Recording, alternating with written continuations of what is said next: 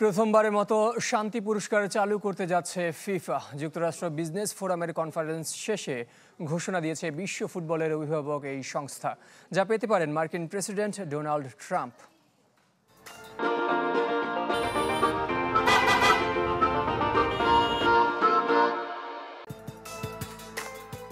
বছর জুড়ে বিশ্বজোড়া ফিফার কর্মকাণ্ড, যার সদস্য সংখ্যা জাতিসংঘের চেয়েও বেশি। এবার আন্তর্জাতিক ফুটবল সংস্থার কর্মযজ্ঞে যোগ হচ্ছে আরও ফিফা পিস প্রাইজ।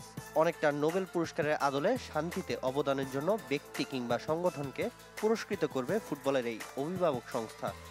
দুনিয়া জুড়ে অস্থিরতা আর বিভাজন বিরাজ করছে, তবে ফুটবল সবসময় শান্তির বার্তা দেয়, সকলকে ঐক্যবদ্ধ হতে শেখায়। তাই শান্তিতে অবদানের জন্য আমরা ব্যক্তি বিশেষকে সম্মানিত করতে চাই। 2026 বিশ্বকাপের ড্র অনুষ্ঠানে দেওয়া হবে বাৎসরিক এই পুরস্কার। 5 ডিসেম্বর ওয়াশিংটন ডিসির জন এফ কেনেডি সেন্টারে হবে জমকালো আয়োজন।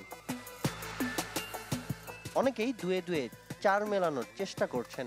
ফিফার প্রথমেই শান্তি পুরস্কার উঠবে মার্কিন প্রেসিডেন্ট ডোনাল্ড ট্রাম্পের হাতে, ধারণা করছে বৈশ্বিক গণমাধ্যমগুলো। পৃথিবীকে একতাবদ্ধ করতে ট্রাম্প করে যাচ্ছেন ইনফান্তিনোর এমন মন্তব্য সেই ধারণার পালে হাওয়া দিয়েছে।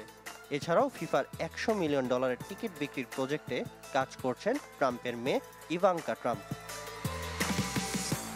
শান্তিতে নোবেল পুরস্কার না পাওয়ায় বিভিন্ন সময়ে ক্ষোভ ঝেড়েছেন মার্কিন প্রেসিডেন্ট। যে পুরস্কার উঠেছে ভেনেজুয়েলা বিরোধী দলীয় নেত্রী মারিয়া করিনা মাচাদোর হাতে। সামিন ইয়াসার, চ্যানেল 24।